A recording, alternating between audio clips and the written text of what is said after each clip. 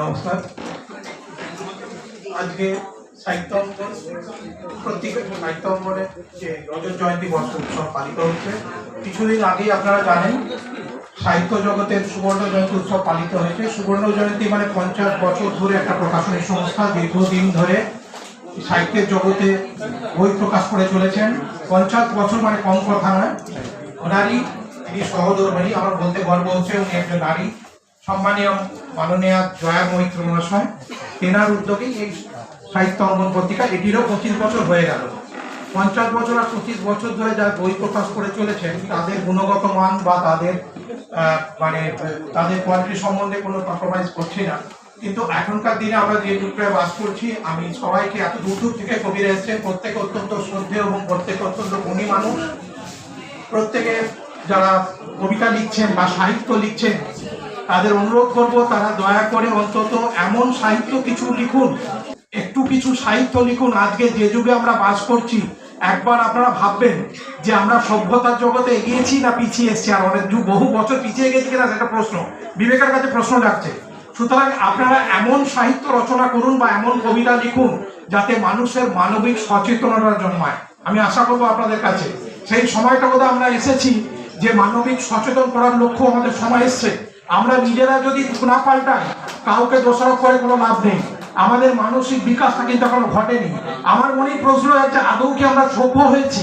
সভ্য হয়েছে কিনা ভাবুন নিজেরা, নাকি আরো 100-200 বছর পিছিয়ে বর্বরতার যুগে পৌঁছেছি, সেটা প্রশ্ন আসছে। প্রত্যেকে মনে রাখবেন, যারা আমরা এখানে আছি, পুরুষ হোক বা নারী, প্রত্যেকের জন্মদাত্রী কিন্তু একজন মা। এটা কিন্তু সবচেয়ে বড় প্রশ্ন, ঠিক আছে? ইনি একজন নারী এবং একজন মা। সুতরাং সেটা যদি মাথায় থাকে, সেই মানবিক চেতনাটা যদি মাথায় থাকে, সেই মানবিক চেতনা নিয়ে আপনারা সবার মধ্যে, নিজেদের মধ্যে শুধু থাকলে হবে না, সবার মধ্যে চেষ্টা করুন সেই চেতনাটা জাগাতে। সেই সময়টা আপনাদের কাছে খুব আশা করি, কারণ আপনাদের কলম থেকে যে পাঠ বা বই বেরোবে, উনি হয়তো লক্ষ লক্ষ বই প্রকাশ করেছেন, এবং আপনারা যা কলম থেকে আজ বেরোবে বা বই, কবিতা বা সাহিত্যের আকারে যেটা মানুষের চেতনার জায়গায়, সেই সাহিত্যটা আপনাদের থেকে আশা করছি। বাংলা একাডেমি বা সাহিত্য একাডেমি বলছি না, মানুষের চেতনাবোধ যদি জাগায়, অন্তত আপনি বুঝতে পারবেন যে একটা পুরস্কার পাওয়া বড় কথা নয়। আপনি অন্তত মানুষের জন্য কিছু রেখে গেলেন, পরবর্তী প্রজন্মের জন্য, পরবর্তী প্রজন্মকে সুপথে চালনা করার জন্য কিছু রেখে গেলেন, যে তথ্য বা যে ভরসা যোগাবে, পরবর্তী প্রজন্মকে ভালো মানুষ করবে। ভারতবর্ষ বলুন, পশ্চিমবঙ্গ বলুন, তাদের একটা পৃথিবী ভালো জায়গায় পৌঁছবে, বিশ্বের দরবারে একটা সুস্থ সামাজিক পরিবেশ গড়ে উঠবে। এটা কিন্তু খুব কাম্য।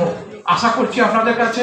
আমি একজন সমাজসেবক, এই সংস্থার মুখ্য উপদেষ্টা, তবু আমি বলি যে শিবপ্রদবাবু একবার আসবেন, যে উনি যেভাবে এতদিন ধরে ওনার অসম্ভব অভিজ্ঞতা, ওনার বাবার বয়স শুনলেন 105, উনি এখনো জীবিত, এবং উনি এতদিন ধরে যেভাবে মানুষের পাশে দাঁড়িয়ে, আপনাদের মতো কবি সাহিত্যিকদের পাশে দাঁড়িয়ে বই প্রকাশ করার সুযোগ দিয়ে যাচ্ছেন। দেখুন, আপনি থাকুন বা না থাকুন, আপনার লেখাটা কিন্তু রয়ে যাবে, তাই না?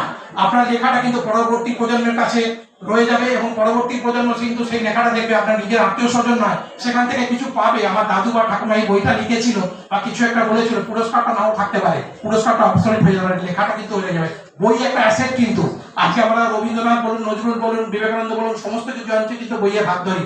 ওনার বাবার আমল থেকে দেখছেন, উনি অনেক হয়তো মহাপুরুষদের বইয়ের রচনা করেছেন। এতদিনের সংস্থা, যার জন্য কোনো ধন্যবাদ বা কৃতজ্ঞতা যথেষ্ট নয়, এবং ওনার সম্পর্ক যথেষ্ট নয়। এবং আজকে দিদি আছেন,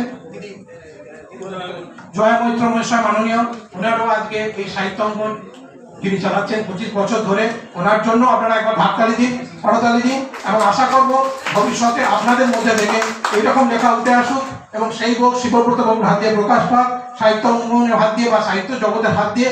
সেই বই যেন সমাজ চেতনামূলক হয়, যেন একটা সুস্থ সামাজিক পরিবেশ গড়ে তুলতে পারে ভবিষ্যৎ মানুষের কাছে। এটা আমাদের কাম্য, যেন মানবিক চেতনা যোগায়, এটা আপনাদের কাছে আমরা আশা করছি। নমস্কার, ধন্যবাদ।